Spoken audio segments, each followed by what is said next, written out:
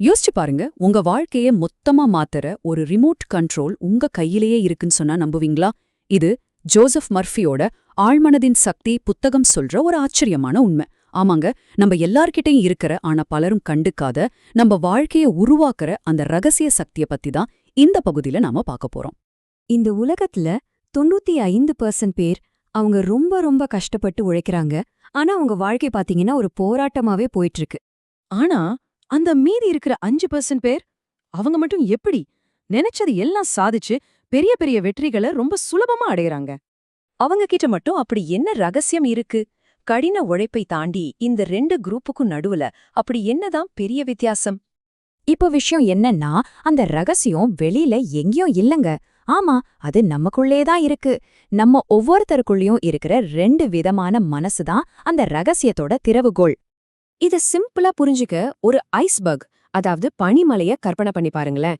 கடல்ல மிதக்கும்போது அதோட சின்ன ஒரு துண்டுக்கு மட்டும்தான் நம்ம கண்ணுக்கு தெரியும். ஆனா அந்த சின்ன பகுதியை விட பல மடங்கு பெரிய ஒரு மலை தண்ணிக்கு அடியில ஒளிஞ்சிருக்கும். நம்ம மனசும் கிட்டத்தட்ட இதே மாதிரி தாங்க. இங்க பாருங்க, நம்ம கண்ணுக்கு தெரியற அந்த 10% தான் நம்மளோட கான்ஷியஸ் மைண்ட், அதாவது மேல்மனம். ஆனா அந்த பனிமழை மாதிரி மறைஞ்சிருக்கிற 90% சக்தி தான் நம்ம ஆழ்மனம், நம்ம சப்கான்ஷியஸ் மைண்ட். நம்ம வாழ்க்கையை இயக்குற உண்மையான பவரே இங்கதான் இருக்கு. நம்ம மேல்மனம் ஒரு கப்பலோட கேப்டன் மாதிரி. எது சரி தப்புன்னு யோசிக்கும், டெய்லி என்ன பண்ணலான்னு முடிவெடுக்கும். ஆனா அதோட பவர் ரொம்ப லிமிட்டெட். ஆனா நம்ம ஆழ்மனம் இருக்கே, அது ஒரு சூப்பர் கம்ப்யூட்டர். அதுக்கு எல்லையே கிடையாது. நம்ம இதய துடிப்பு, மூச்சு விடுறதுன்னு நம்ம உடம்புல நடக்கிற எல்லாத்தையும் அதுதான் பாத்துக்குது. நம்மளோட நம்பிக்கைகள், நம்ம பழக்க வழக்கங்கள் எல்லாத்தையும் ஸ்டோர் பண்ணி வச்சிருக்கிறதும் இந்த சூப்பர் கம்ப்யூட்டர் தான். சரி, எல்லாம் ஓகே.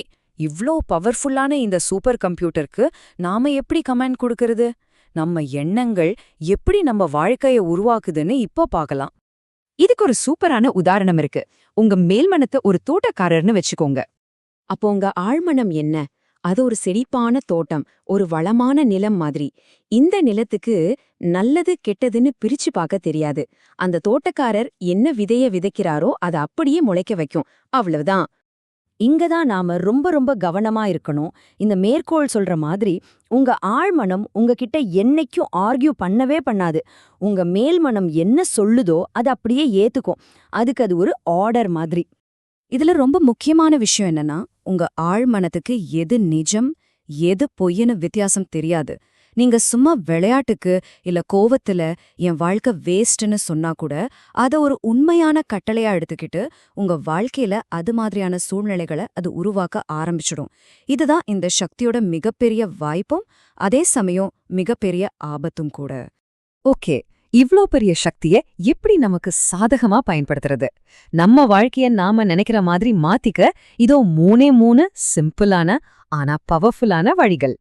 அது என்னன்னா, 1 உறக்கத்தின் நுழைவாயில், 2 மனத்திரை முறை, அப்புறம் 3வது நன்றிங்கிற ஒரு காந்தம். வாங்க இத ஒவ்வொன்னா எப்படி யூஸ் பண்றதுன்னு பார்க்கலாம். முதல் டெக்னிக், உறக்கத்தின் நுழைவாயில். நாம தூங்க போறதுக்கு முன்னாடி இருக்கிற அந்த கடைசி 5 நிமிஷம் இருக்குல்ல, அது ரொம்ப ரொம்ப பவர்ஃபுல்லான டைம். அந்த நேரத்துல நம்ம ஆழ்மனம் எல்லாத்தையும் அப்படியே உள்வாங்கும். அப்போ நீங்க என்ன ஆகணும்னு நினைக்கிறீங்களோ அது ஏற்கனவே கிடைச்சிட்ட மாதிரி மனசுல கற்பனை பண்ணுங்க. நான் ஆரோக்கியமா இருக்கேன், நான் ஜெயிச்சிட்டேன்னு தெளிவான பாசிட்டிவான கட்டளைகளை கொடுங்க. நீங்க தூங்கும்போது உங்க ஆழ்மனம் ராத்திரி முழுக்க அதுக்காக வேலை செய்ய ஆரம்பிச்சிடும். 2வது டெக்னிக், மனத்திரை முறை. உங்க மனச ஒரு சினிமா ஸ்கிரீன் மாதிரி நினைச்சுக்கோங்க. உங்க வெற்றி காட்சியை அதுல ஒரு படமா ஓட விடுங்க. ஆனா சும்மா பாக்குறது மட்டும் பத்தாது, அந்த வெற்றியை நீங்க ஃபீல் பண்ணணும். அந்த சந்தோஷத்தை, அந்த பெருமையை உணரணும். உங்க கனவு வேலையில உட்கார்ந்தா எப்படி இருக்கும்?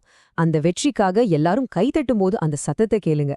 இந்த மாதிரி உணர்ச்சிகளோட நீங்க பாக்குற ஒரு விஷயம் பிரபஞ்சத்தால நிச்சயமா நிஜமாக்கப்படும். 3வது நன்றி என்னும் காந்தம். பாருங்க, நம்மகிட்ட என்ன இல்லையோ அத பத்தியே யோசிச்சுக்கிட்டு இருந்தா இல்லாத நிலைமைதான் அதிகமாகும். அதுக்கு பதிலா நம்மகிட்ட இருக்கிற சின்ன சின்ன விஷயத்துக்கும் நன்றி சொல்ல ஆரம்பிங்க. ஒவ்வொரு நாள் காலையிலயும் இந்த நல்ல நாளுக்காக நன்றி, என் உடம்பு ஆரோக்கியமா இருக்கிறதுக்கு நன்றின்னு சொல்லி பாருங்க. நீங்க நன்றி சொல்ல சொல்ல நீங்க ஒரு பாசிட்டிவ் எனர்ஜி மேக்னெட்டா மாறுவீங்க. வெற்றி, பணம், நல்ல மனுஷங்கன்னு எல்லாமே உங்களை நோக்கி ஈர்க்கப்படும். இப்ப உங்களுக்கு புரிஞ்சிருக்கும்னு நினைக்கிறேன். உங்க தலைவிதி வேற யார் கையிலயும் இல்ல, அது உங்க கையில தான் இருக்கு. இந்த டெக்னிக்குகளை பயன்படுத்தி உங்க ஆரோக்கியம், செல்வம், உறவுகள்னு வாழ்க்கையோட எல்லா ஏரியாவையும் நீங்களே சூப்பரா வடிவமைக்கலாம். இங்க பாருங்க, இது எவ்ளோ சிம்பிள்னு. உதாரணத்துக்கு, உங்களுக்கு நல்ல ஆரோக்கியம் வேணும்னா, எனக்கு எப்ப பார்த்தாலும் உடம்பு சரியில்லைங்கிற தோல்விக்கான விதைய மனசுல போடாதீங்க.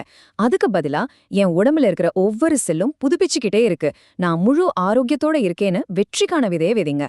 அதே மாதிரி, பண விஷயத்துல கையில காசே இல்லன்னு புலம்புறத விட்டுட்டு, பணம் என்கிட்ட ஈஸியா எல்லா வழியிலயும் வருது, நான் அதை நல்லதுக்கு பயன்படுத்துறேன்னு நம்புங்க. வித்தியாசம் உங்களுக்கே தெரியும். இதை எப்போ ஞாபகம் வச்சுக்கோங்க, நீங்க உங்க சூழ்நிலையோட அடிமை கிடையாது. நீங்க தான் உங்க விதியை உருவாக்குற மாஸ்டர். உங்க வாழ்க்கையை இயக்குற அந்த ரிமோட் கண்ட்ரோல் வேற எங்கேயும் இல்ல. அது உங்க கையில, உங்க எண்ணங்கள்ல தான் இருக்கு.